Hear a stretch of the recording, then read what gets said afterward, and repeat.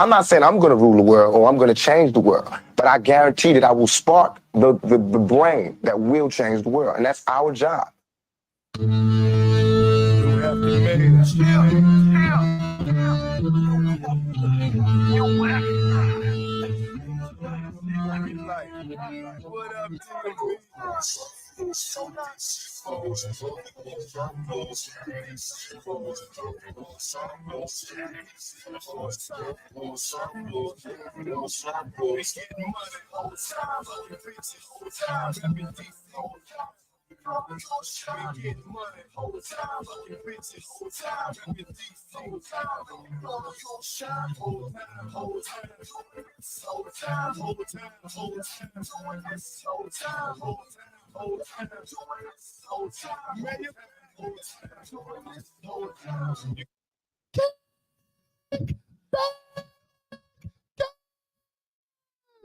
JB, what's the name of the podcast? It's a pod named Kickback.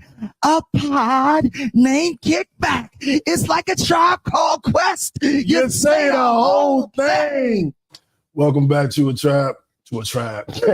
Welcome back to a pod named Kickback. It is like JB said, like a Tribe Called Quest, because you gotta say the whole thing. I'm No Brace, no the righteous ratchet. If you throw it, I catch it. If you got it, I match it. Each and every week, we right back at it. I am the Black Savage, the Magneto of my people. Ray, I think you on mute. Oh, I am. Right. I'm glad, because I was trying to be your hype man on that joint. I'm glad they didn't want me to do. Hey, what's up, Clarissa? It's all men up in this joint. What up? Hey, it's your man, Randy T. Man Up Monday all day is where you find me. Let's go. Oh, you was rhyming. Okay, I see what you did right there. You know what? You and Jack, y'all been like hitting with the fit and the Magneto. I feel like I gotta do something every week. I be coming on this joint. I'm like, it's me, y'all. Man, well, first of all, we dedicating this entire episode to the good brother JB. Rest in peace, JB. Love you, man. It's his birthday week. We got together yesterday. Well, I'll get into high-low. Let's start at high-low and I'll break that down. Now, high-low. Who wants to go first? And of course, since I was already running my mouth, I'll go first. My high of the week and my low of the week. I don't even want to call it a low. My high of the week was JB's birthday is this Tuesday. So if you're listening on Monday, it's tomorrow. You watching live Sundays in 2 days. If you're listening on Tuesday, it's today. Wherever you at when you get a minute, do a toast for the bro. Yeah, exactly. Either toast you some water or Clarissa wasn't feeling well, he toasted some third flu, or toast, whatever you drink, or whatever you got. You know what I'm saying? So we got together yesterday just to reminisce, me, F, Jeremy, and just that's the crux of the Atlanta crew, the fellas. We got together just to talk about JB, just to reminisce and kind of celebrate him. And then we did what we normally do, is go see the Marvel movies. We always play disc golf. We always on the disc golf course throwing the frisbee, doing our thing. Or we always go see the new Marvel movie. We waited on Deadpool versus Wolverine to right around his birthday. We went so let me tell you, this is the crazy part, Randy. We in the packed theater. Now we got the tickets, nobody had tickets. It was like an empty theater. And it was the Tappery, the movie yard Tappery, where they have a fresh Tappery with fresh beer. That was fire. Tap room. Yeah. I love them joints. I love them. They fire. Yeah. So we get our tickets. Like this is an empty theater, but that's cool. We ain't tripping. We get there, the whole theater is packed. I'm like, damn, people still ain't seen this movie. I thought we was the last ones. We get into our row. The whole row is packed. Only one empty seat. That's the seat to my right. And I was like, that's crazy. That's JB's seat. I thought that's JB's seat. Wow. And we watched the movie. I loved it. I thought that we'll talk about it later, but I thought it was crass and reverent and beautifully done. I've seen it 3 times. We'll talk about it later. We definitely will talk about it later. And I was my high of the week was celebrating Rose's birthday. It's his first one since he's been gone, so it feel crazy. Right. But it's always good to see people that love him. People were like, "Oh, I'm gonna take a drink for JB. I'm gonna do this for JB." And it was just cool to see the love that he gets. I think he kind of wondered sometimes if he was as loved as, we all probably wonder that sometimes. Hey, I'm down there for his birthday next year. I ain't Oh. like Carissa family, everybody, or all y'all met me. I won't miss another one. Yeah. Man, but it was good. We laughed, we cried. I'm a baby, so I cried, of course. But it was some sad tears, but it was some happy tears because you miss them, but you think about the good times and that make you happy. So it's like it wasn't like I was boo-hooing. It was like, man, I wish he was still here. But I'm glad we got damn near 40 years together. You know what I'm saying? And one thing he used to always say to me, whenever shit was kind of rough for me, he'd be like, dog, I'm with you. I will not let you fail. And me and F and Jeremy was talking yesterday, and it was like, we got to kick ass. We got to get rich. We got to live this life because that's what he would want. He would want us out here living and thriving. And with Costa Rica ain't a big deal. It's, I went to Costa Rica the other day. No biggie. You know what I'm saying? That's what we do. So I'm definitely got some motivation. I'm going to kick this week's ass in the name of my bro, JB. And that was my high and low, Randy T. What you got? Hey, before I go into mine, I'm gonna stay on the JB tip because I met the brother before I go into mines, and I know even through the points that me and you disconnected in life, the one constant that I knew besides Aunt Joyce that I know, and what's up, J-Ro? I see you there, man, and anybody else who was there and I don't recognize you is no shade to you. I just didn't know. But what I do know and what I did recognize is that Joyce and JB, whenever we connected or reconnected, them was the two that was always the constant.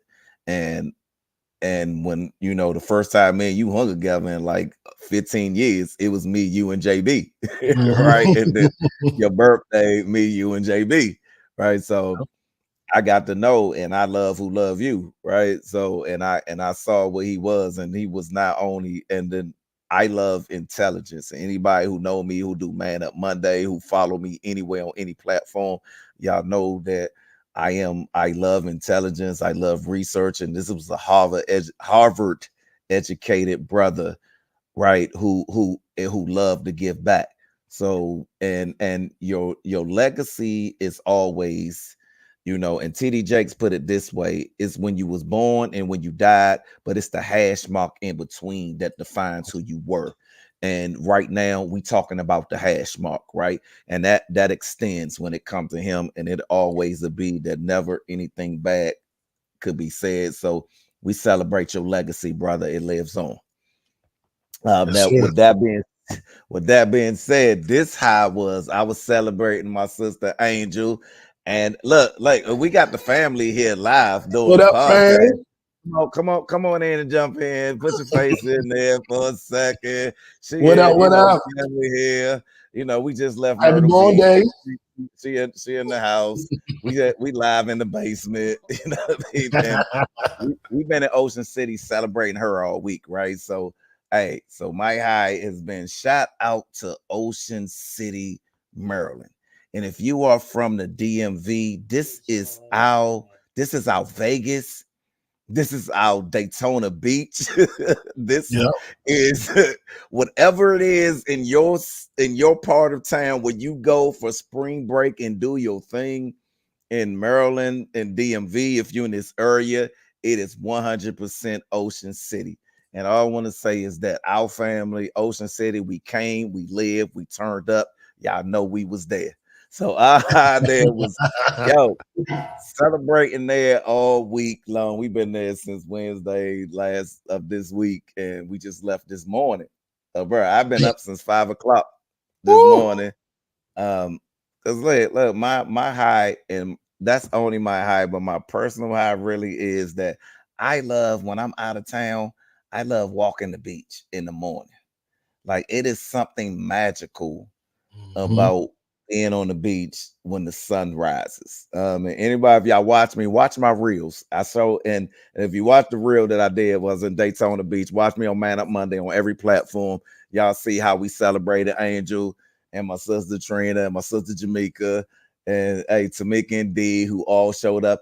And look, everybody, I had on my Washington hat, on my Commanders hat, and the love. I couldn't figure out if they really if they like the Commanders or they don't like them, because so many people talk to me because I had the hat on and was like, just because. So I was like, am I just being brave right now wearing this hat? And they like, hey, shout out to you to wear that up in here. Right? Y'all quarterback got everybody excited, man. Y'all quarterback got everybody excited. He do, and he been looking good. But that was my high. My one low, and it really wasn't a low, but at the Secrets in is a place that we went to, and I'm not gonna say your name because you didn't do a bad job, but the waitress, it was a miscommunication that kind of led to a bad experience. So I'll say this to anybody: if you're in the service industry and you handing it off to another person who's taking over what you did, make sure what's communicated to them is communicated to whoever's taking over, because it ruined a really good experience because something wasn't said to the next person that was there.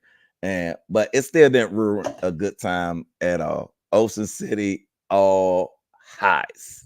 Angel, we still celebrating you. She on the podcast. Let's go.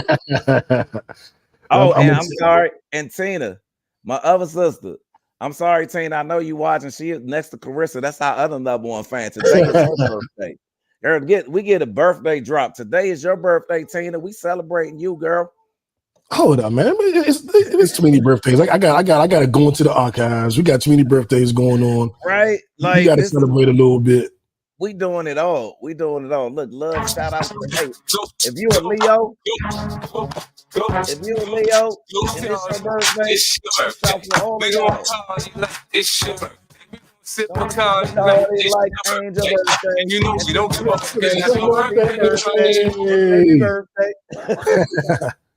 Yeah, man. Sharice, Angel, Trina, JB.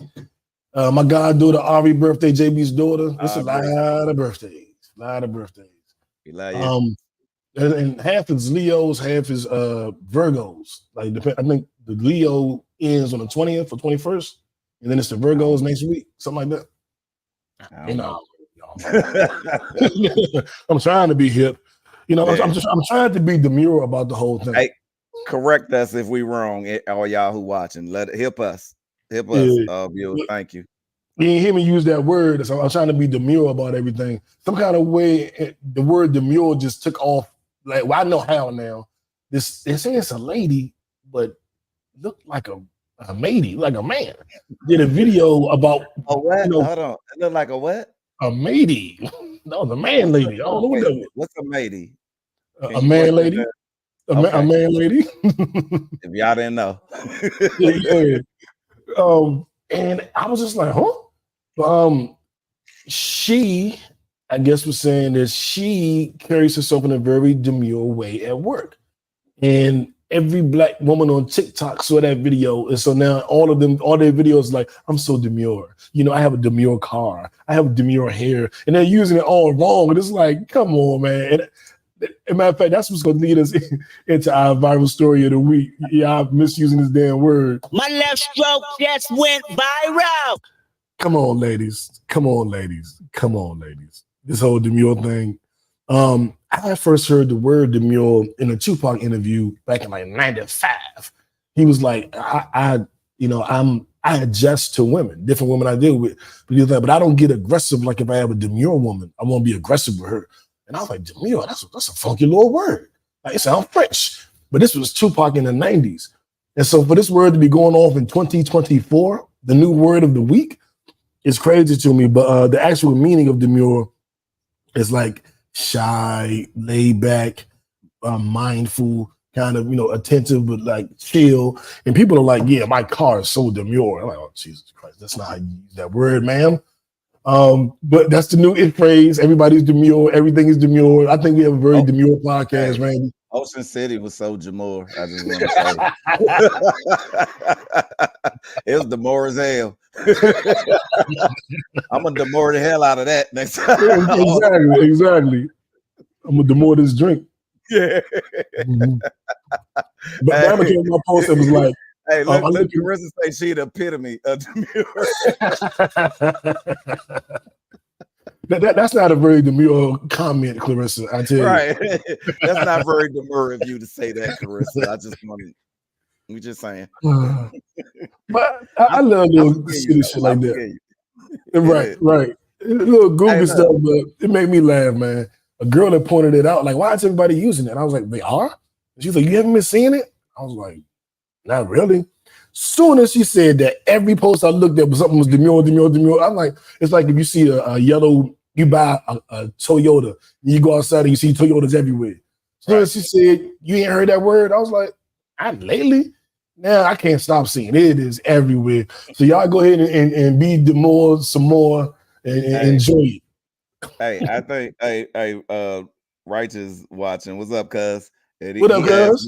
He asked, what does that mean? Like, I think you might have to put the definition of demure. You know what I mean? Let me talk to him while I get the definition. That wasn't very demure of you to ask. That's all I was saying. We trying to figure it out. You know what? This is the thing that we talk about. You know, and we was somewhere, and I'm not gonna bring it up, but I was like, you know, we take a word and don't know the definition, and sometimes and I talk about this a lot of Man Up Monday. It's called imposter syndrome, and we're in that, you know, things that we want to live up to that we really know we ain't there, but we try to say it so people could believe that, you know, we're demure. All right, use it in a complete sentence. Right, to say use it in a complete sentence. The young lady that I just want to say modest. The young lady I was watching the other night, she had a very demure demeanor, kind of soft spoken, and it made me a little intimidated because I didn't want to, you know, be too aggressive with her because she was so demure. So I just left her alone, winked at her.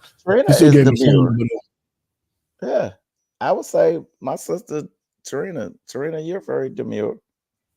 You don't think you're demure, Trina? She says she's demure. What up, bro? Yeah. Big KC. What up, bro? Yeah. That's very demure of you to. That's a very demure comment. Oh man, y'all take it, find a word and run with it. And it's cool, man. It's cool. Man, look, I'm be using it, man. The next person I might be with, it'd be like, girl, this ain't demure. Like, I mean, that's gonna be the name of this episode. This episode is called a very demure episode. You being a little bit too demure right now, and I'm gonna need you to cut loose. I need you to turn up a little bit. Right. All right, now we are gonna turn up a little bit because this, I couldn't believe that I heard this. This was not demure of Tank to say this. What my Bible thing at? My left stroke just went viral. See, actually, Clarissa, my internet, you guessed it. It is very demure. It is very demure. It's very demure. But you know what? I expect people like you and Clarissa who made the trip to to where y'all just came from, and y'all qualified for that. That y'all internet need to be on point of the quality of the trip that y'all just came back from. Okay. So I'm talking about you, right? You're right. Both of y'all. That's on both of y'all. All right, man. This comment was not demure. It was. Tank was on an interview with Stephen A. Smith. And you know what? I'm gonna say it this way. I don't know that he's 100% wrong, but I cannot believe he said it. I was like, whoa, buddy. Tank said that Chris Brown is a better singer, dancer, actor, choreographer, and producer than Michael Jackson. It is shocking to hear. It is alarming to hear. But when you think about it, is it a lie? I mean, I don't know how any artist in the world could be as demure as Michael Jackson. He was truly demure. He was quiet. He was modest. He was chill. But the world was different. Like my man Sweet was telling me, like, we had 3 channels. And Mike was on 1. Everybody saw it. When he did the moonwalk, we only had 3 channels, and we was all tuned in. So it's hard to replicate that level of that awe, that it factor, that majesty, that surreal, that mythical. Because Michael Jackson became mythical. Like we would see him, people would cry and pass out because Michael, right. But you know what's wild?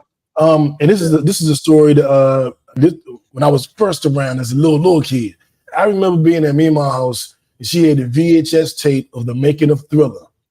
And I would put that on and watch it the entire day. Like just when it was done, rewind it, play.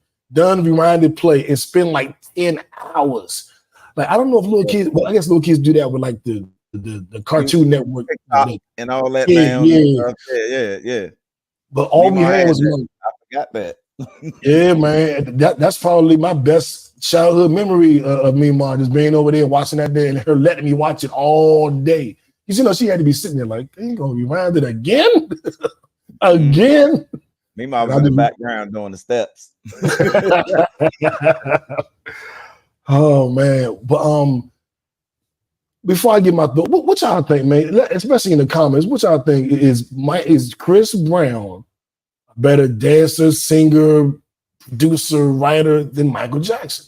Is that real? Clarissa say, come on now.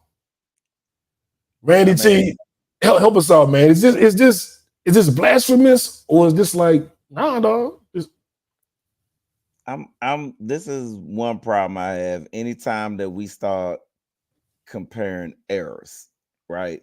That is where you always come in. It's always a problem when you compare errors, right?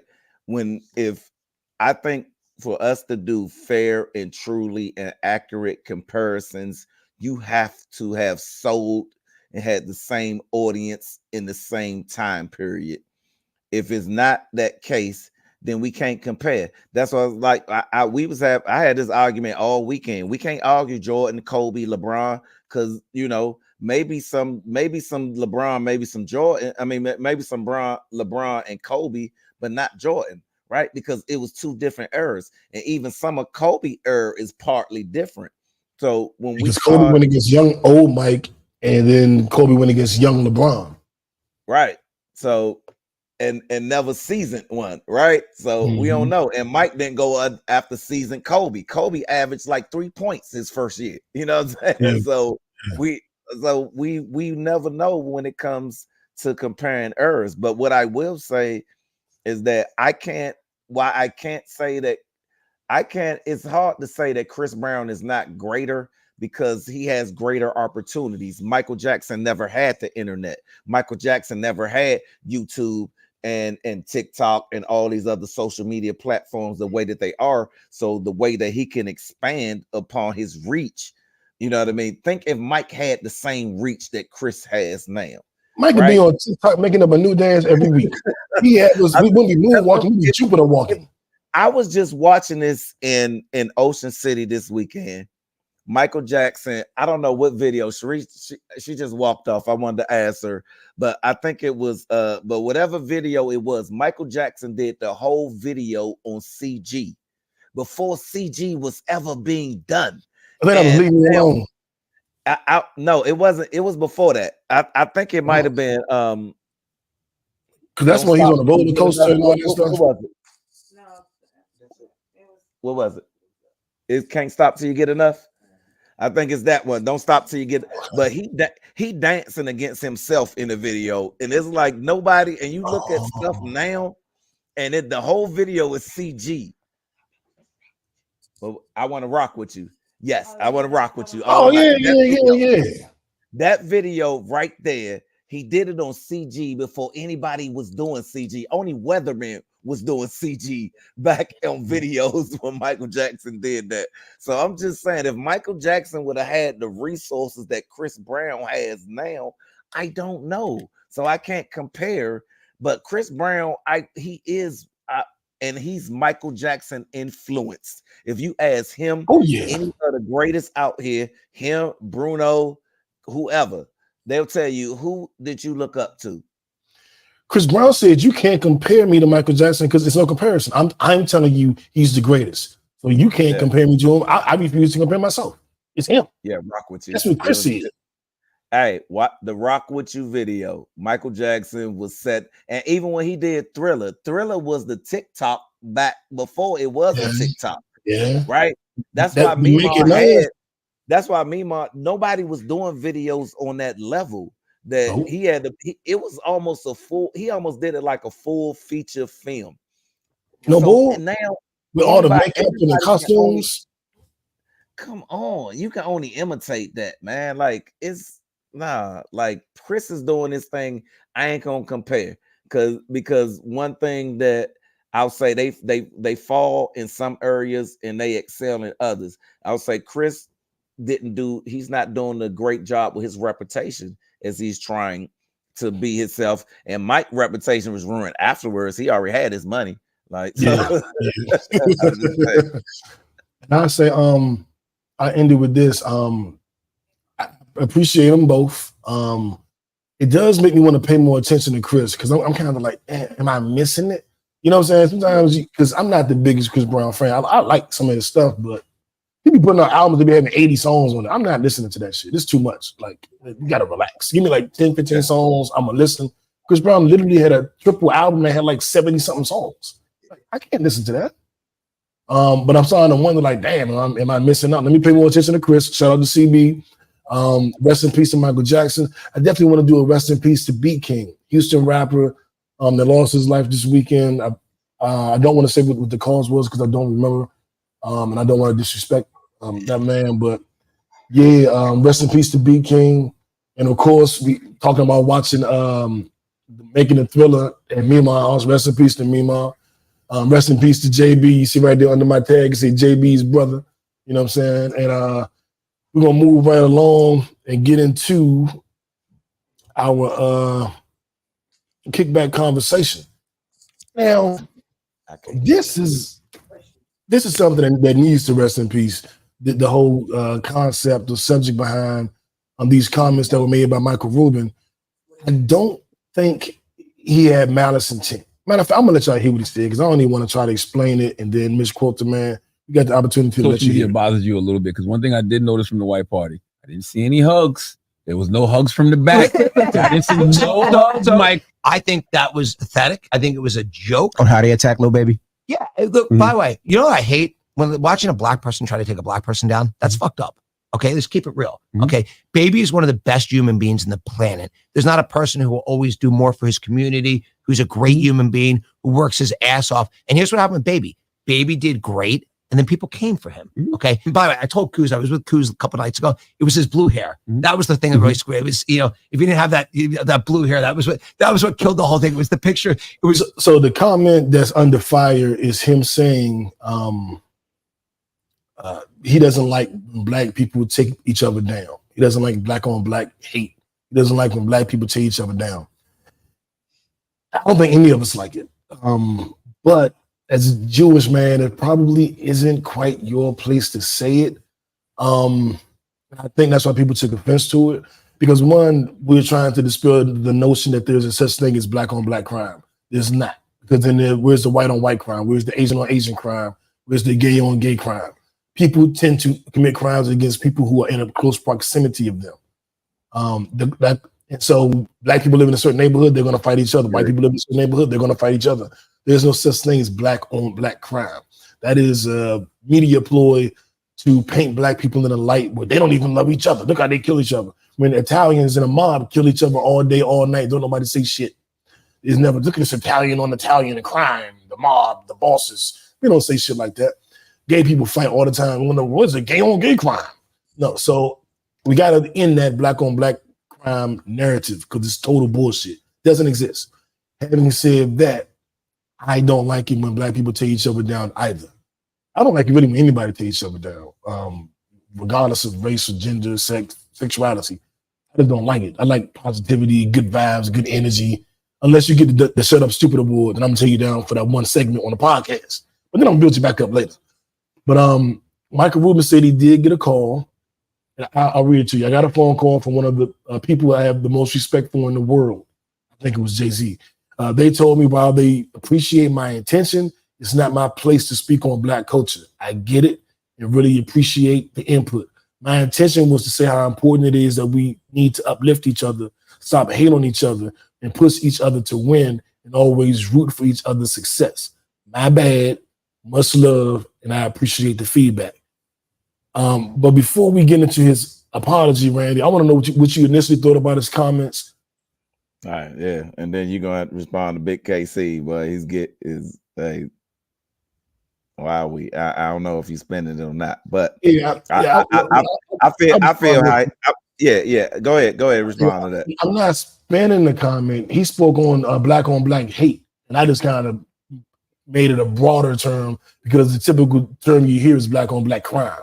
And since there can't be any black on black crime, there can't be black on black hate. It falls under that same narrative. We don't do white on white hate.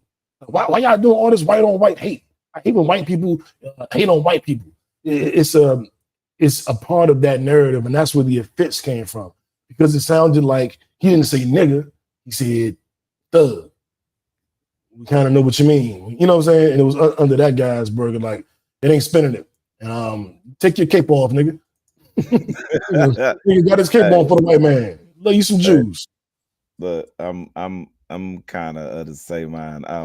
I see where I see you, Big K. I see your point, man. That in everything that anyone says, and this was probably one of my high lows that I got on this week too, with dealing with some stuff that would happen with my sisters with this week, is that everybody has their own interpretation built on the filters of how their life experience have showed them to see things, right? So your filter might not be my filter. So the way that so when I heard the comment too, it sounded to me that this is and I take it from this too, because this has happened to me. I was in Croatia, and we were sitting here, and one of the guys, there was another black guy who was with me, and it was another Croatian who talked to me, and me and him became like brothers while I was there for the whole week. Brother D, my Croatian brother, I love you if you watching, man. Croatia, Montenegro, hey, we love you. Our partner ain't KICKBACK, kick his head. And he asked me, because we have established sort of a camaraderie while we was there. We played basketball together, worked out and whatever. And he was talking to me, and one of my brothers overheard, and he said, why don't black people run the United States? He said, you guys are the smartest, you're the strongest, you're the best at everything that you try to do, and the whole world tries to be you guys. And if you guys just got together, then y'all could take over the world. And when he said it to me, I was like, yeah, you're right. And my brother who was listening, he was ready to fight him. And he was like, how are you judging us? Like, he heard the conversation so differently that like he ready to go. He felt like he was putting black people down. You know what I mean? That's the way. But his filter was that he saw that anytime that another race speaks on us and our unity, that it's always in a negative light, that all we do is kill each other, hate on each other because we don't know nothing else. But all he was saying was that I believe in you guys. And I think that, like, I know from outside looking in that if you guys could see what we see, and think how many times that so many people, we see things that we can give people outside looking in, you can see things that people in it don't see. So I'm always, I eat the meat, throw away the bones. So and this is the type of interview the way that I see it, that's what, and he saw it that way, that like, y'all, if I was one of y'all, like, y'all, I shouldn't even be here because y'all better than me. You know what I mean? Y'all stronger than me. Y'all stronger, better, bigger, better, faster, smarter than the whole planet. Why y'all ain't running it? You know what's wild about that, Randy? Because and this happens a lot in conversations, and I learned this from a book I read called The Slight Edge. When you admit that someone, hell yeah, when you admit that someone has something, you admit that you don't have it. When you admit that someone doesn't have something, even if you're trying to compliment them, you're acknowledging the lack. So to say, why don't you guys do this? What you're saying is you guys don't do it. So that's why it can be heard two different ways. In order to say you could be better, you have to acknowledge that you're worse now. And that's why people take offense to it, because right, because they hear it in the mirror. Exactly. You put that mirror up, and I can look at the mirror and go, damn, I lost 10 pounds. Okay, which is what you did. Your brother that was there looked at the mirror and said, I still got 10 more to go. Fuck you call me fat for? You know what I'm saying? Why So you it's fat about- shaming me? Why you fat shaming me, Negro? Exactly. And it's another book that I know you love, Randy, The 4 Agreements. Never Oh take my anything personal. You know what I'm saying? People are responding based on the way they were raised, the way they were. Their principles on life on them right there, the world will be a Mm-hmm. better place. Period. Go ahead. I'm sorry.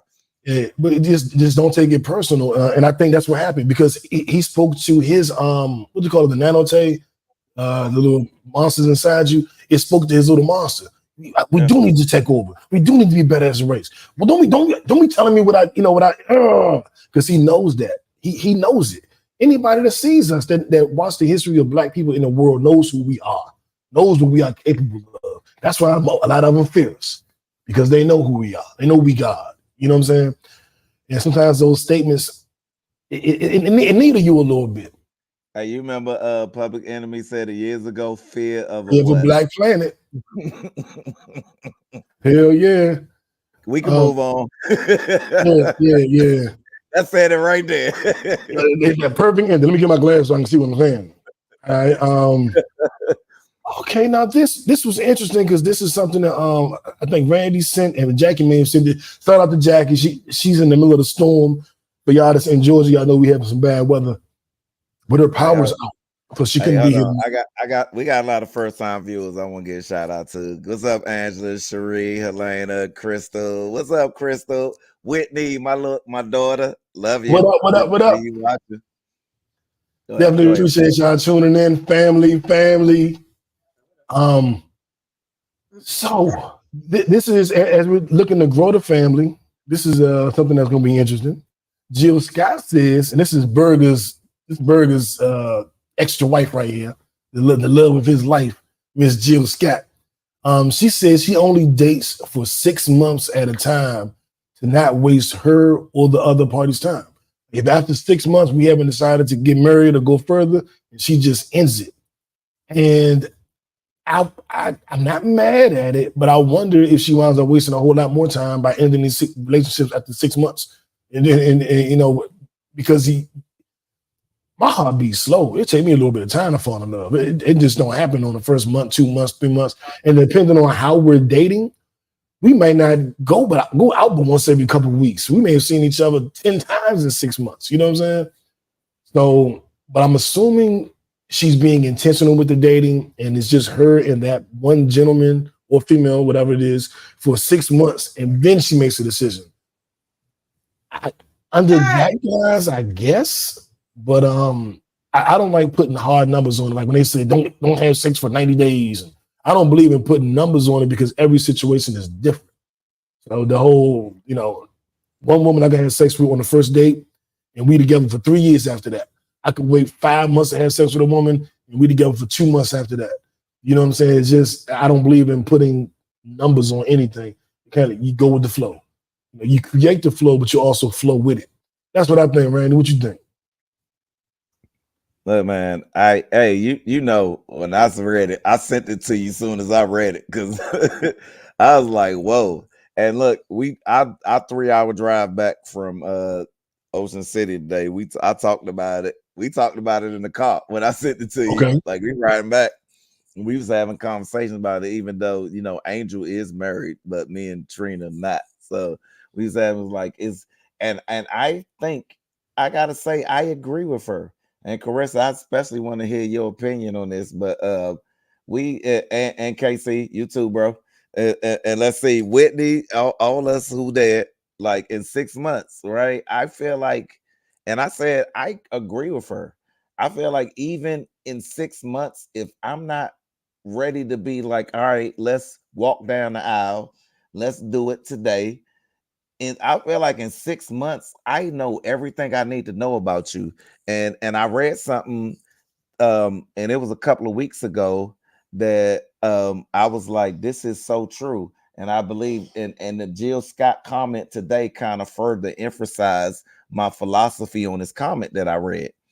And it was that your relationship is not proven until you experience how money problems, habitational problems, and emotional problems.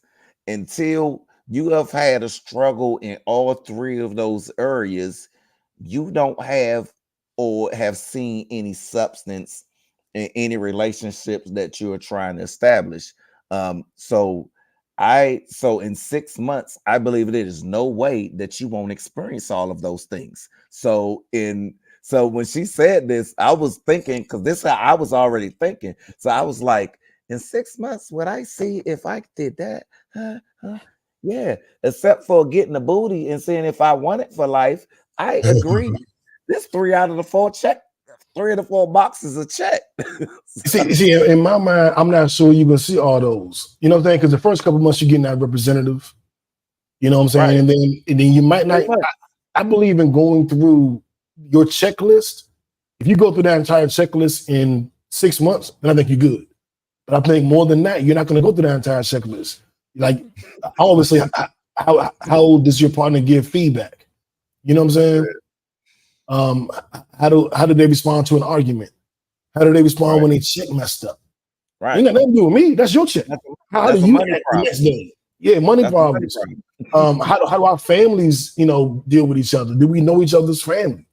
You might not have met if you're like me, you're a transplant living in Atlanta. She lives in Atlanta. I'm from DC. She from North Dakota. We probably haven't met each other family.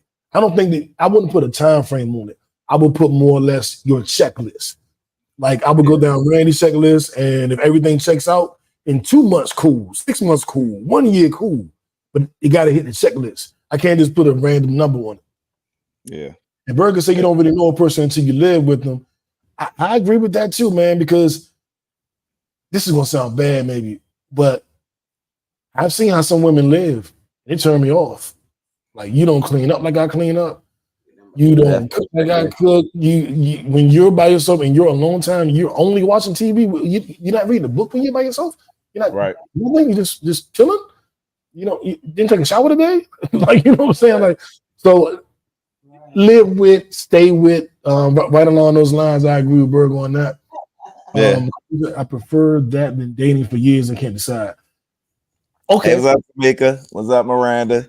Good to I think Clarissa made a very good point. She said, I prefer that than dating for years and then you can't decide. Right. And that's what was to my point. And Whitney said this too. And I agree with you, Whitney. If you dating with intention, and then you will definitely know, right? And you see that phrase now that people be like, I'm dating with intention. And I used to wonder when I first, after I got divorced and I was back out here and I was, got on websites and seeing people, I'm dating with intention. I was like, what the fuck do that mean? It was too demure for you. It was too demure for you. You intentionally want to date someone. That's why we all here. Like, I intentionally want to meet somebody. Like, what do you mean? Right. But now I get it. Like, it's the intentionality that I am never going to activate something in you that I don't intend to follow through with.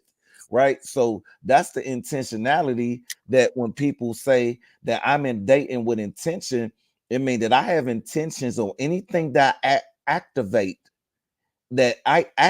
in you, whether it's traveling, love, cuddling, spooning, getting hit from the back, whatever it is. If I activate that I have every intention on following through to make sure that you getting that on a regular, right? That is the intention. So that's why I get it. And I feel like in 6 months, if I've been dating, if me and you have been intentionally being exclusively with 6 months and in that time period, and I ain't been with nobody else, I'm gonna know how life, money, all the things that I said that is important. In 6 months, I'm gonna see all that. That's why I agree with Jill Scott.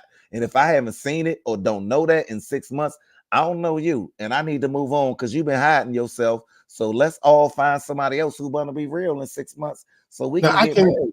Now that life. Yeah, that's a lot of ifs. I didn't know that if that's what she meant.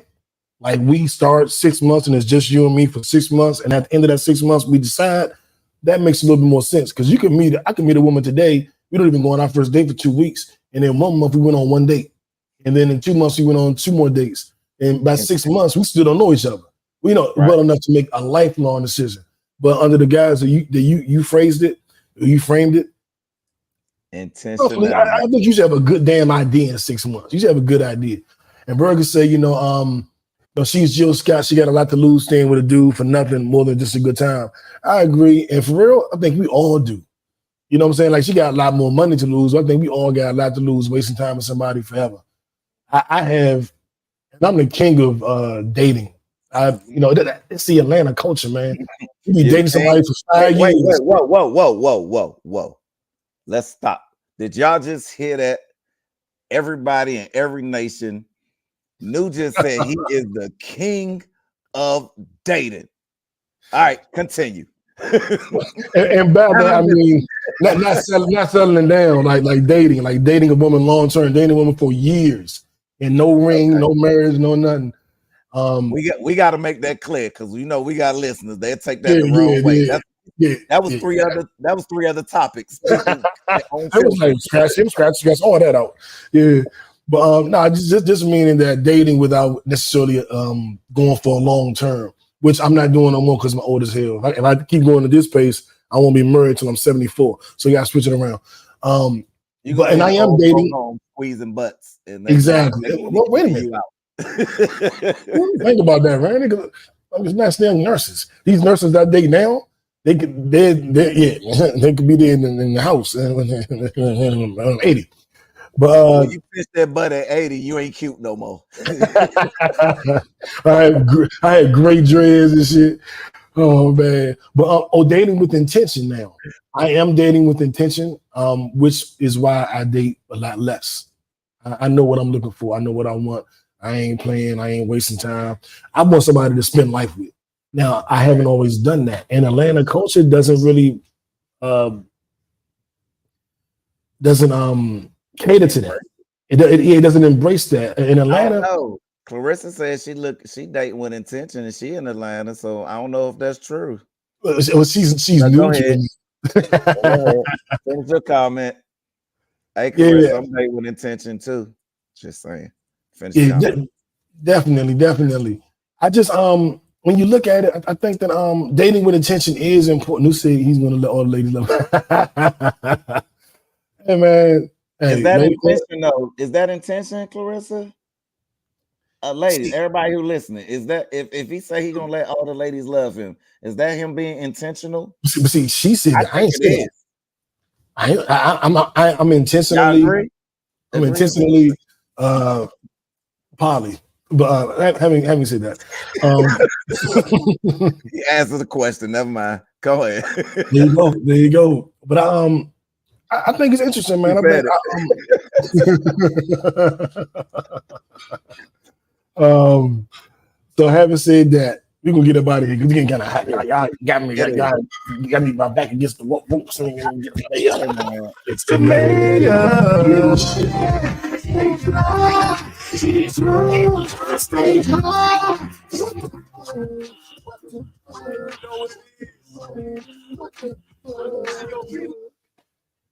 Skai Jackson of Disney fame has been cleared of all domestic violence charges.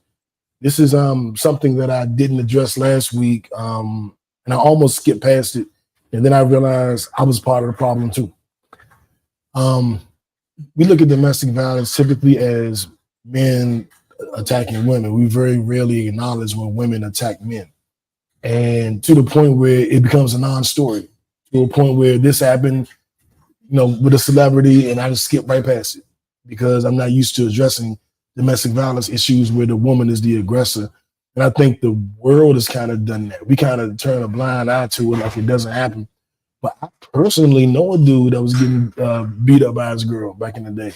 And I thought it was odd because I'm like, oh, like she's hitting this dude. Like, this is craziness. But I think we don't talk about it enough. And I don't want to go too much deeper into it. I'll just say that I do want to acknowledge it happened. The charges have been dropped because the boyfriend refuses to press charges, which we've seen the reverse, where the woman refuses to press charges because they love him or don't want him to get in trouble or whatever. And I just say, and I want to put this all on Skai Jackson. I'll just say, fellas, definitely keep your damn hands to yourself. Ladies, keep your hands to yourself. Because we're bigger or stronger does not give you the right to put your hands on us. If you can't use your words, then you probably need to leave the situation. You need to put a Jill Scott and go ahead and leave before the 6 months. If that person had you to the point where the only way you can resolve the issue is through a physical act of violence, then you probably don't need to be in that relationship. If you even healed enough or hasn't, or that relationship is bringing out the worst in you. Either way, you probably need to get on down. That's what I'm saying. Randy, what you think? I agreed. I first want to, I don't want to make sure that I'm not condoning violence on any avenue from whatever sex that it come from. It is no circumstance that in anybody in any way that the end of whatever the discussion or what you're talking about or the scenario that it should end in violence. We human beings, we're not cavemen. We should be able to find a way to talk about whatever. With that being said, I'll say that I can't give props for any man who being like, I didn't hit her. It is the expectation as a man that we are always, and I'm a Bible believer, so people know that I believe that the woman is the weaker vessel as the Bible teaches us. So is that, and that being said, and in our family, I've been raised by 8 aunts with 5 sisters. So 80% of every altercation that I've ever been in had to do something with one of those. My aunt, my mama, my sister, one of those 3. So I've seen both sides of it, right? So I've got some of my sisters, y'all know who y'all are, that are violent toward men, and y'all shouldn't be. And I've been in some unnecessary fights because of that, right? But I had to learn, that at certain points that like they have to learn. Y'all just can't punch a dude in the face and think y'all gonna call me and I'm gonna show up. Because at certain point, they can be like, he hit me, dial 911. Why you calling me? And I had to learn that, right? Because we can, as sometimes in our cultures, and it is not just the Black cultures, it's in other cultures that some of us men and us wanting to be overextend and protect, that we don't realize that we are enabling some of our women to be disrespectful. And then to think that I can be disrespectful because I have a man that behind me who will stand up for my disrespectfulness.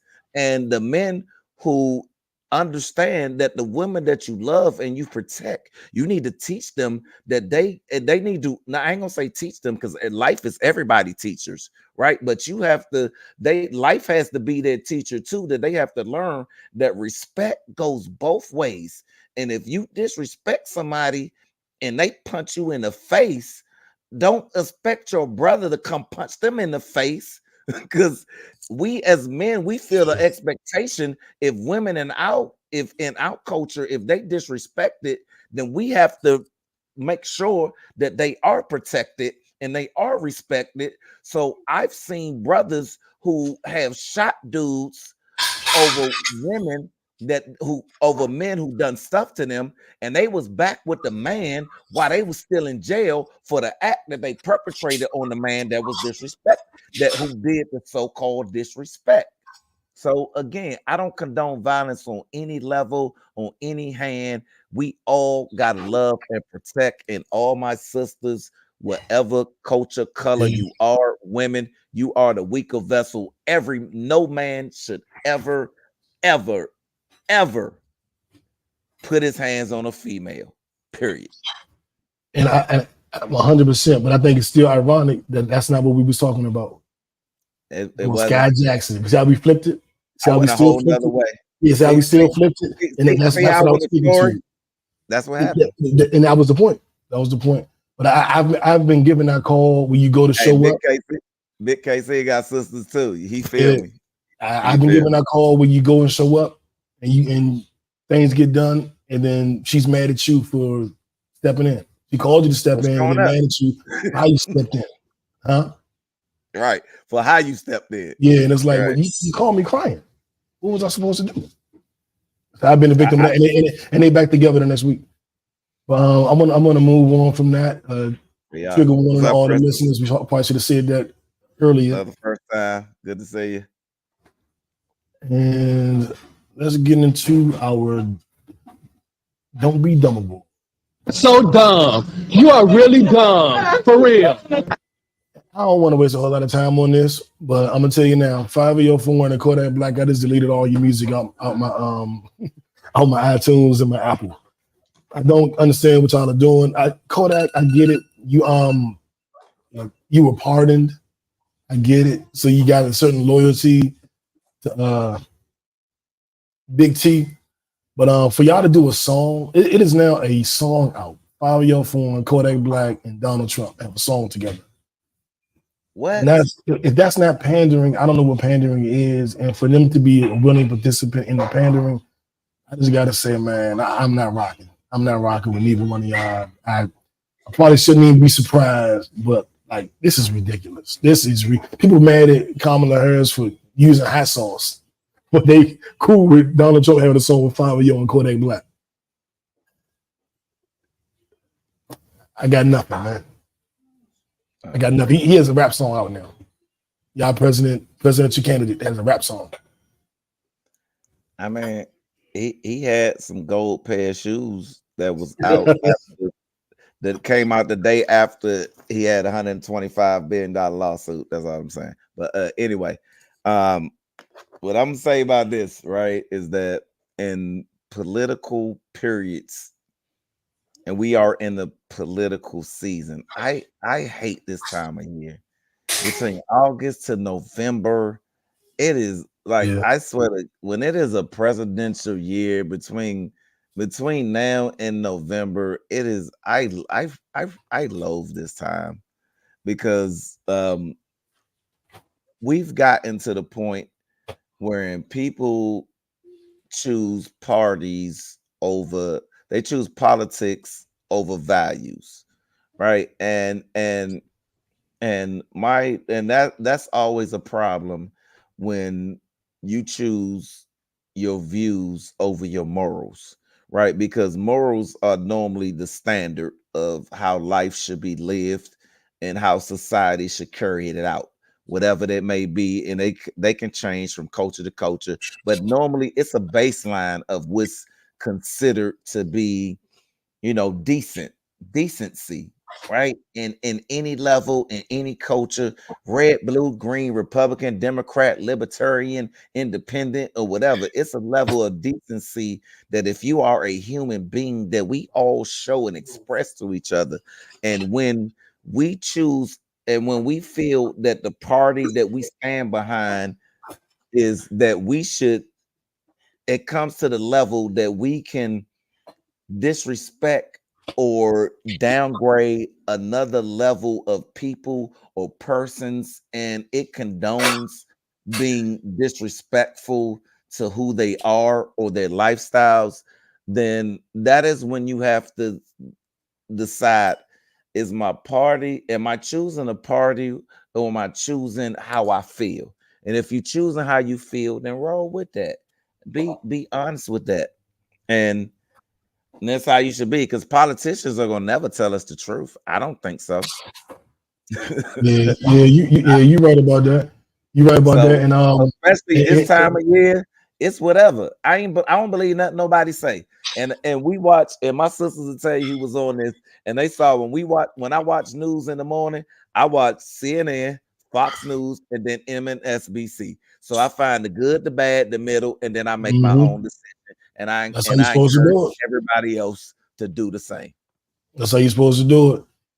And now moving on from that, Courtney Kramer, who is running for DA here in Atlanta, has Republican, of course, has said that if she wins, she's immediately dismissing all charges against YSL. And I know a lot of people are gonna be like, "Oh, she can get Young Thug off," and they just so happy about it. But they're not thinking about what else comes with that. And I think sometimes we get one little thing and we just ready to jump ship. I made more money with Trump. Trump freed Lil Wayne. And now Courtney Kramer's going to free Young Thug. And that is all they got to do. And people never recognize the pander. And they call it out on the Democratic side, which they do. The Dems pander. Everybody panders. But they never recognize it on this side. And now the story is they're going to try to get Larry Hoover free if the Republicans get in office. So I'm like, but that's not the that brother need to come home. I don't care how he get out.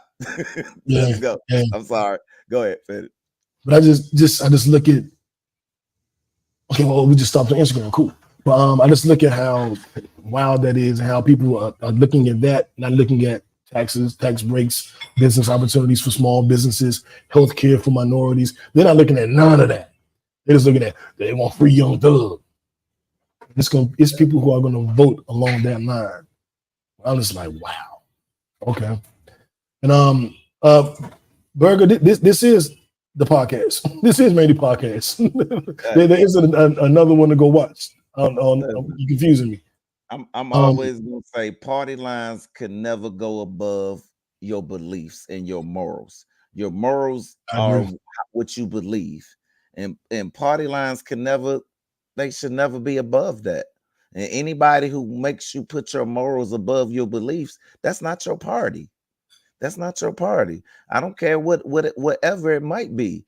That like you need to consider: am I in the right party? If that's what they doing. Right. Yeah. If that's the party that you behind, if that's what they're pushing, and you know in your heart that it stands against what you believe, I don't care. And if you like me, I don't have a party. I don't like either one. I don't know what you call that. That is not agnostic, but I don't have a party. I just vote. Basically, I just know who I don't want in. And that's how I operate. Because I think both parties have lied to me. Both parties have used my vote. Both parties have had my worst interests at heart. So now I look at the actual I vote candidates. I don't vote party lines. I might vote Republican next year. You know what I'm saying? I don't care about the party. I care about who the candidate is. Yeah. And that's how I vote every year. And I tell anyone that don't forget. Just look at who's representing you in your city. Don't worry about the national stuff. If you pay attention to the state races in whatever state, whoever, if you're listening to this on this podcast now, in whatever state you in, find out who your state representative is in your city, in your town, because I promise you can send them an email and they'll do stuff for you, especially right now around pop when they up for election. That's how look at my page and see how many times how I got in the White House and did things. Find out who your politics. Find out who and the only thing I ask that is you have to pay attention nationally as well. I think it became in vogue to be like only look locally. Nope, look at both. Look at it all. The focus need to be local, but you need to look at everything. Because we got a whole nation of people that only vote locally and pay attention to nothing nationally. We just as messed up. We just as lost. The issue comes when you only do one. The change comes when you do both. Indeed. So if you're going to be in the process, do both. All I'm saying is start locally and learn who those people are. And then do exactly what New's saying. Make sure you know them both. That's a fact. If it's sports, if it's fashion, if it's music, if it's hustling, whatever, you on a marathon, you know. So, and this gentleman, Wally Famous Amos, the entrepreneur who founded the Famous Amos Cookies, passed away the other day. He was 88 years young. Famous Amos Cookies are my favorite chocolate chip cookies. Just for the record, I'm a big chocolate chip cookie eater. His story though was almost heartbreaking because he sold the business for a very low price, and then he tried to create his own brand after he sold Famous Amos, and it just wasn't quite the same. And I think at some point he actually sued the Famous Amos company, and they had to make a tweak to the recipe. So that the Famous Amos cookies suffered, his own brand of cookies suffered. But it's an amazing story of an entrepreneur who had a dream that realized it, but didn't quite have his business together the way you want. So that should be a situation that we all learn from. You can have the best product in the world, but if you don't have your business straight, your business together, it might not work out for you the way you want. But having said all that, I just want to shout out, rest in peace to famous Amos. Cookie's amazing, dog. They amazing, dog. Yeah, and hey, absolutely, I agree. And my grandparents, me mom was probably the first person, her and Mr. Passon, who put me on famous Amos cookies. So I don't know what's the brand that took over that finally acknowledged their accomplishments, but anybody watching and listening, find out who they are and support them, buy their stuff and not the other stuff. With that being said, it reminds me of another story, and I was just talking about this this weekend. It reminds me of the Uncle Nearest and the Jack Daniels. Yeah. Right. So when I heard this, it put me in the mind of that. Is that for years that Jack Daniel has been recognized as one of the top whiskeys in the world and a brand. Real quick, Randy, just so you know, we did a whole episode on Uncle Nearest, and me and Berger, we went out and BKC got bottles and we tasted it and I did a review live on the pod. So everybody know the story of Uncle Nearest. Right. Okay. Well, I can move on. And that small batch finished in the United States this year is like top 10. Top 10 of all whiskeys, domestic or whatever. They finished in the top 10 this year, which is quite impressive. They're 1868 Uncle Nearest. Look it up. So on YouTube, look up that podcast too. And definitely look up the documentary that they did on YouTube. Because when I found out about I asked Berger about it, like, hey, what's up with this? I asked Ivan, and they all told me about it. And we watched that documentary. That documentary on YouTube is about 10 minutes long. But you can see the whole history of the family with Uncle Nearest.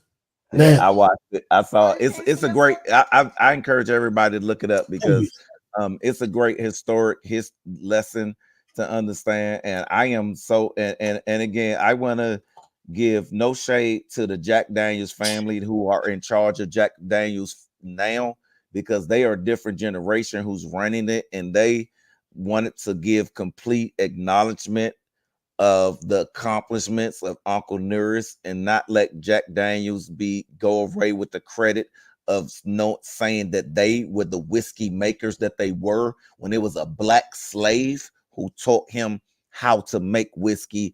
And so I definitely want to acknowledge the family of Jack Daniels, who now is, and if you take the Jack Daniels tour, the Uncle Nearest story is part of the tour in Kentucky, that if you see it, you'll hear the whole story. That is great. And it shows that as generations, we can grow and we can learn, that we don't have to follow the hate that the generations before us did, that we can elevate and move on and be something better.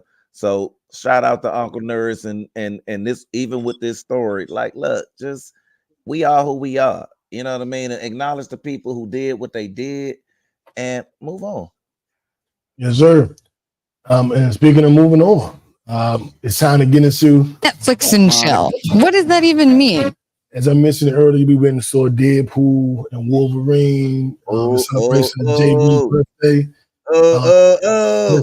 JB. And this movie, as I said the other day, my F was like, you sound like a movie critic. I was like, what did I say? He was like, oh, this sounds like a movie critic. Let me try to find it. I said that the movie was. I've seen it 3 times. I just want to say. Damn, 3 times? I've seen it 3 times already. Man.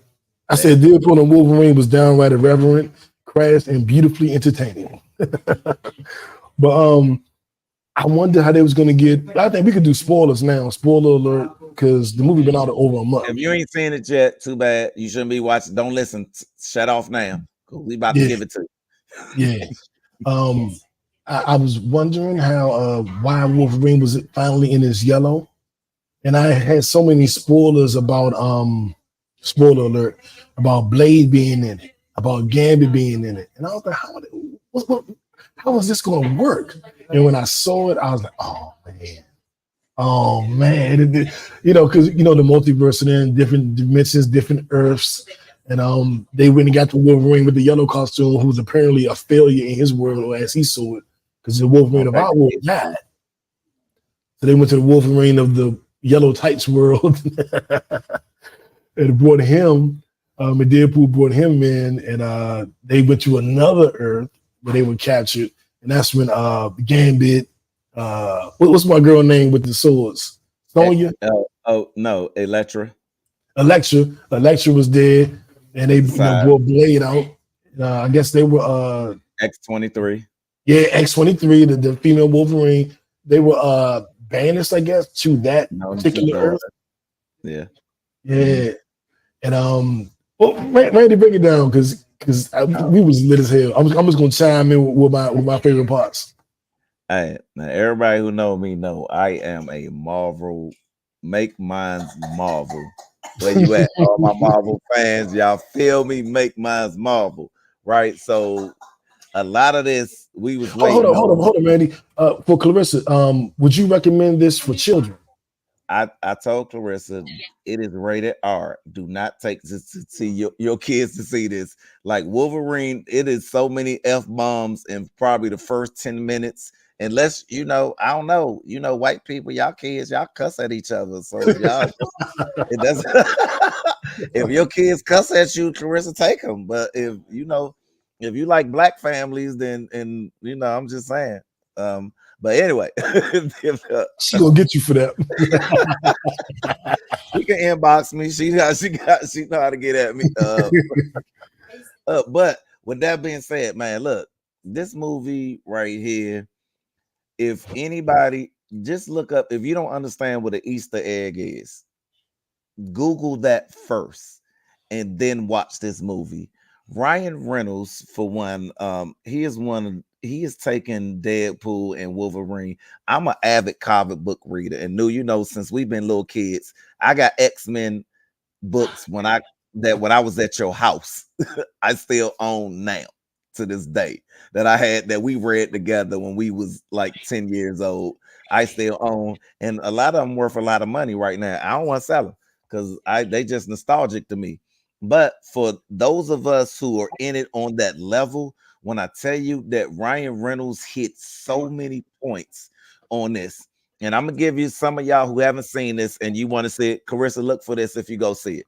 For one, when it starts, the Easter eggs. For one, the first fight scene when you see the Fox logo in the sand and you only see the old X when it's in the dirt. Okay, why do we see that? Because Fox killed the last X-23 Wolverine movie. Fox made it before Marvel, before they was bought back by Disney and they was recredited. And he even said it. He was like, Fox killed you. Now we brought you back. So if you look, if you now, and me and you'll talk offline. When I give you all the Easter eggs and all the stuff, the everything that he said in that movie, and everything that they showed in that movie, that just set the whole Marvel, the MCU universe on fire. It is the best movie that they've made since Endgame. I'm gonna go out here and say it. There's not been a better Marvel movie, and he said it in it. He felt like this Endgame, it's just been a steadily decline. It has. Yeah. Until now, some of the TV shows have helped out, but the movies, every fight scene that you wanted to see in Wolverine, the viciousness, everything that you've seen in the comic books, how his comments, the cameos with Superman. Come on, the midget, come on, like Beauty Pool, like Kid Pool, like this movie. And look, I believe donuts, don't you know that donuts they're like a Treyarch center. So I'm gonna take you over there. You're gonna eat donuts and live. Like this. This movie had it all, man. It did. I love the stuff they did with the assassin Fox and knocking the statue over and fighting over the statue. Oh, that was fire. All the different Deadpools, like you said, that was great. Yellow costume with the arms, with the no arms. Yeah. All of it was paying homage to everything that Ryan Reynolds took everything that every comic book fan, and I've got Wolverine versus Deadpool comics where they fought each other. They were the greatest fights in comic books. They was there, and next time I see you, I'm gonna show you one of the ones with Deadpool like got his arms in his hand and they showed some of the greatest fights. This movie put all of that in the two big fight scenes that they had. Some of the greatest fight scenes as a comic book fan that you've seen them have, it was included in this. That's why I'd say like it had it all. It had it all. I talk about it all. I've seen it 3 times probably. Yeah, I gotta go see it again. But we loved it. We was in there skipping our bed, eating our nachos, cracking up. The crassness of it. Deadpool and Wolverine, it's gonna be a lot of cussing. It's gonna be it's definitely a rated R movie. It's rated R. It is rated now R. the highest grossing rated R movie of all time.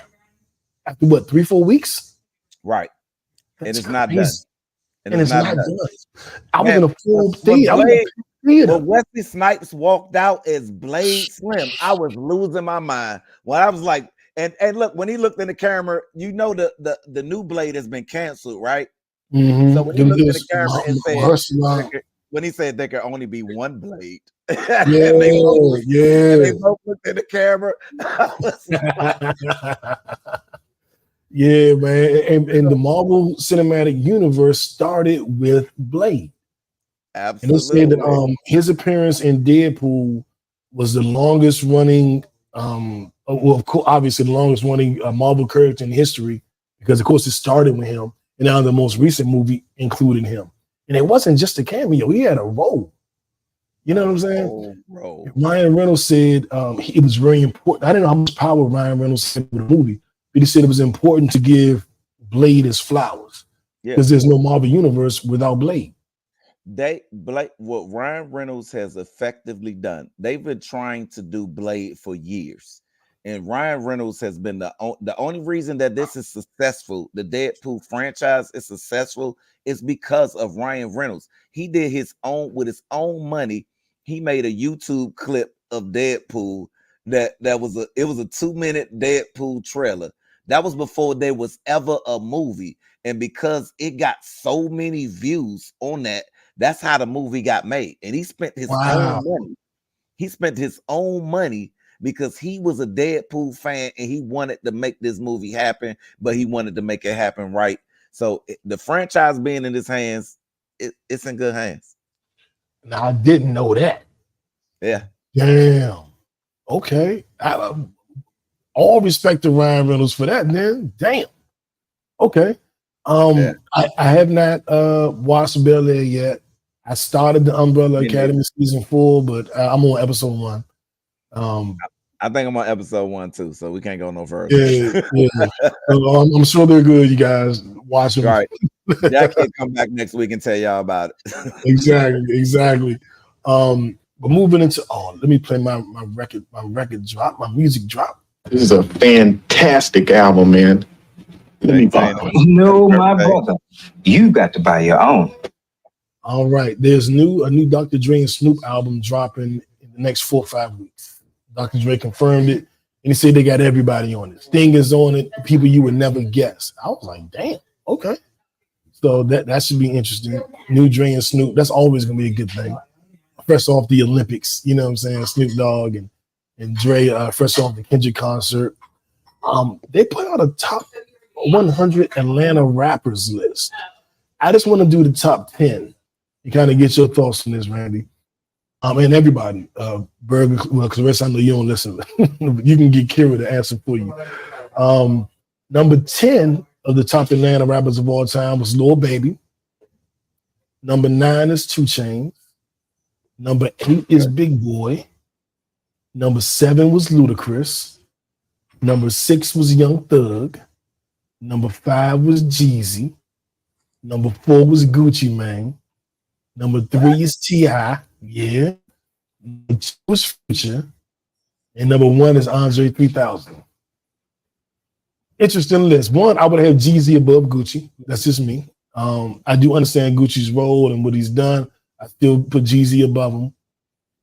I would I think Luda got to be higher. I don't know where he would go, but he needs to be higher because he was probably still the most financially successful rapper from, as far as selling albums in Atlanta.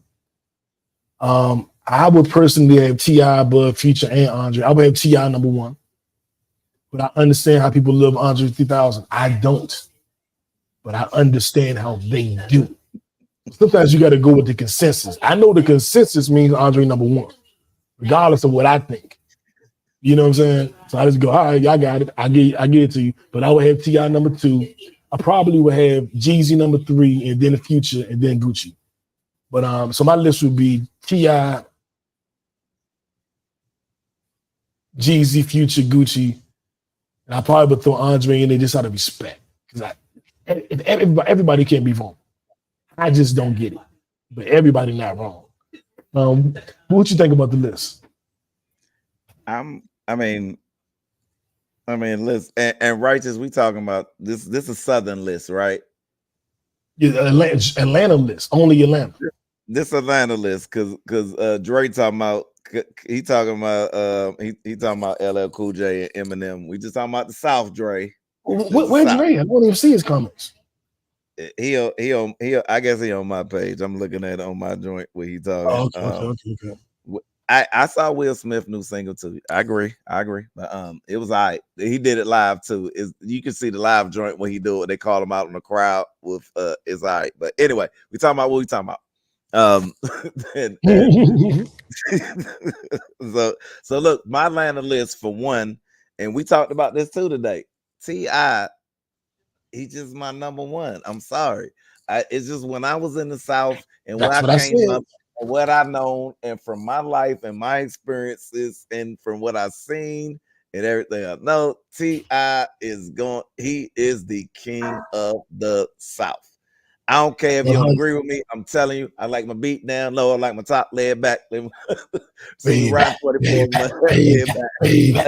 I'm just saying. I'm just T.I. That's my dog. So when we come to number two, and I'm sorry, but it gotta be 3000. And it's because for me and everybody who know me, I'm a cerebral type dude. So his lyrics to me are always next level. And like when I listen to him, he engages, my intellect, and then he makes me bob my head too. So he my number two. And then I cannot go without Future. Gotta be three because he came out to just strippers shaking their booty to Nationwide, and a Baby by Sierra, and again, like a couple women. Yeah, the seeds he planted just shows he was thinking of his future. So I would think that's gonna be, and to me, that's the top three in the South. Like everybody else do whatever. But these are, to me, these are Lil Wayne and the whole nother thing. No, it's Atlanta. Atlanta. So in Atlanta, these are the three. Now, 4 and 5 are Gucci and Jeezy. What order do you have them in? Okay, then next. Oh, I'm sorry, I forgot about Jeezy. I gotta go Jeezy 3 and then Future 4. See, our list is very similar. I'm sorry, I gotta go. I forgot about Jeezy and Jeezy. Even with the Pookie Low situation, he does a lot for other cities that he gives back that a lot of people don't know about, that I know personally that he does. So because of that, because of the things that I know he do on the low, and all the making who watching in Unionville, y'all know what I'm talking about, right? The how he shows up, right, every year without fail. So those type of things elevates him in my list. Oh, that, and then I don't care about nobody else. Well, and Jeezy's book, I've read Jeezy's book probably 6-7 times now. It is a hell of a read, man. Hey, Jay-Z he's the only person that Jay-Z endorsed to replace him at Def Jam. So enough said. Jeezy, that guy. So yeah, I listen very similar. I like that. I like that. Now, before we get up out of here, we are in the preseason. The Cowboys won yesterday. Now we know the Commanders, y'all quarterback, got everybody excited. JD, baby. What's his name? Is that Jaden? What's his name? Jaden Daniels. Jaden Daniels. Last game with 9 for 17, 134 with no intercept. Hadn't thrown a pick yet in the preseason. He almost looked as good as Trey Lance for the Cowboys. Almost. Trey Lance, your third string. He looked almost good as your third string quarterback. Yeah, he almost looked as good as our third string. That's what I'm saying. That's to tell you something. Trey Lance showed off yesterday, man. He threw for a touchdown. He ran for a touchdown. He was like 9 for 11. No picks, no turnovers. But yeah, I don't believe he's the future. I'm just busting your chops because we need Dak to go ahead and sign a contract and do what he's going to do. Hold on. Let me get Dre gave his list. He got out. No, Dre, we talking about you can't get Outkast first. We talking about solo artists. Your list invalidated. Go ahead, Nick. But he said T.I., Jeezy, Killer Mike, and Ludacris. He put Outkast number 1. So you saying 3,000 number 1, T.I. number 2, Jeezy number 3, Killer Mike is his number 4, and Ludacris is his That's only because he was in Killer Mike video. That's the only reason he did that. Because he in Killer Mike video. Everybody go watch Killer Mike video running. Our cousin Righteous 119 is in the video. He is a part of the cast. And he's in there running. So go support him running. Go watch Righteous Read. Support. Go watch that Killer Mike. Killer Mike should have been higher on your list, Righteous, since you was in this video. He should have been your number 1. What's Righteous? Tell them to type what his single is and how they can find it. For y'all that don't know, Righteous sings and raps, and he has a new single out, new video out. Give us the name of the video so we can tell them where they can find it on YouTube. So he'll hear this at some point. And he'll type it in. Drop it in the chat, drop it in the chat, Dre. And I say Killer Mike. They had Killer Mike number 90 or something. He was. I'm trying to find it. Number 90. No, I'm sorry. They had Killer Mike 14. They had Killer Mike number 14 on the list. So he was just outside of the top 10. Number 11 was, so real quick, Andre was number 1, Future, T.I., Gucci, Jeezy, Young Thug, Ludacris, Big Boy, 2 Chainz, Lil Baby. Then it was 21 Savage, Playboy Cardi, Offset, then Killer Mike, then Quavo, that's the top 15. CeeLo, Jermaine Dupri, Little John, Takeoff, and Gunna round out the top 20. And they had Mulatto number 100, or number 50, I mean. But it was the top 50 list. What was the 100 list? Whatever it was. They had Lotto winning. Lotto was the highest ranking woman, whatever her number is. I don't want to disrespect her. But she was, Lotto's 25. She was the highest ranking woman from Atlanta. They had left that on there as well, as far as the ladies. Well, Lotto was the highest ranking woman. Let's see. Dre typed the name of the single in there yet. And shout out to my cousin Eric, who I watched his video. It got Aunt Barbara in it. I was like, yeah. And Auntie Lane. He got Aunt Barbara and Auntie Lane in that joint. Yeah. Oh man. I was watching that like, damn. Drop it in there when you hear it, Dre. But yeah, that was dope. Shout out to E5. No single online. When you watching E5, drop it in the chat. Yeah. Very talented family. I no longer rap. Of course, me and Randy's doing a podcast thing now. But family's doing everything. We started it, man. All these cats rapping and singing, like they followed. We was the ones that led. They being us. They live our dream that we gave them more. Exactly. Let's go back to the 90s. Yeah, the 80s and 90s. We had G.I. Joe Men and Mikes. Indeed. Man, I want to thank y'all for tuning in every week. Definitely appreciate you. Jack couldn't be here because he had storm issues, but she was ready. We was talking right before the episode. Right. She was on, but if we can't give you the best quality product, then we're not gonna do it.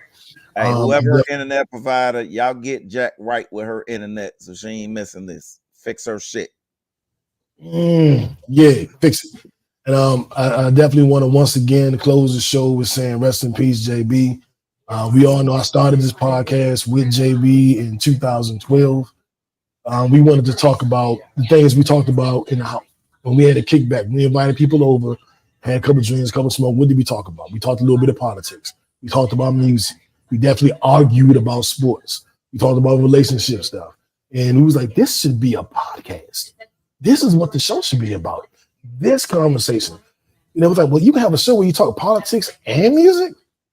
Like, that's what we do. He graduated from Harvard. I'm a rapper. Like, that's what we did. Demure doing it, though? Yeah, and got to be Demure. Got to be Demure. As long as it's Demure, we can do it. You know what I'm saying? And we just like, can we, like, okay, so we're going to talk about politics. We're going to talk about sex with girls. We're going to talk about music and movies. Well, we just saw the movie. We got to talk about the movie. I'll talk about that too. What else? Watching this show the other day. Yeah, let's talk about that too. And that's how we got to the format where we talk about this. I don't want to call it barbershop talk. It's kickback talk. This is what we talk about in the house. You know, you never know what'll come up. And this is a pod named Kickback. I want to thank y'all for tuning in.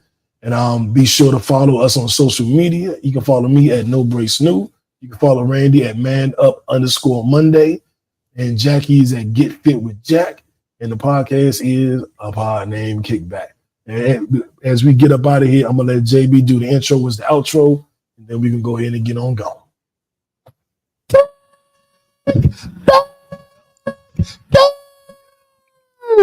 JB, what's the name of the podcast? It's a pod named Kickback. A pod named Kickback. It's like a Tribe Called Quest. You say the whole thing. Oh, dang.